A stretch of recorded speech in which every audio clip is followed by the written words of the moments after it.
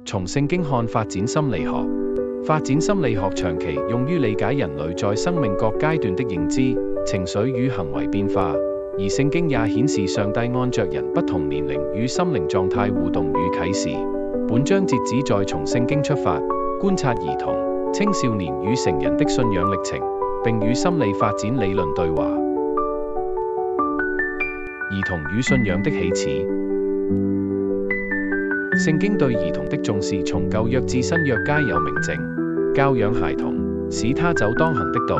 箴言22章6節顯示早期靈性教導的重要性。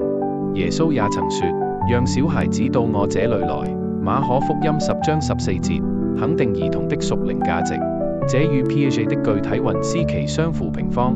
兒童透過故事與模仿來建構信仰概念，亦與 Fowler 第二階段神話字面信仰一致。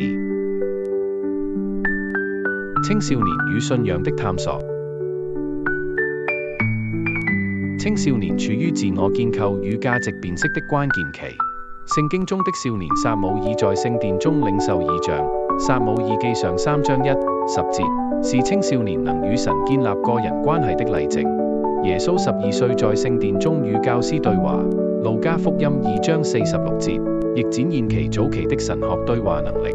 這對應 Piaget 的形式運思期與 Fowler 第三階段合群關閘信仰一次，信仰漸漸從家庭傳統進入社群認同。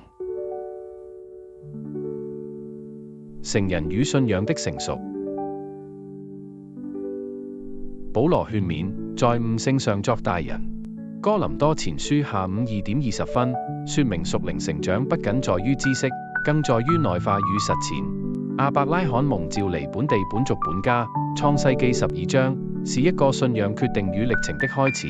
這與 Fowler 第4與第5階段個體反思信仰與結構化信仰相通。Erickson 所謂生產力對停滯，也提醒成人信仰需要轉化為愛與侍奉。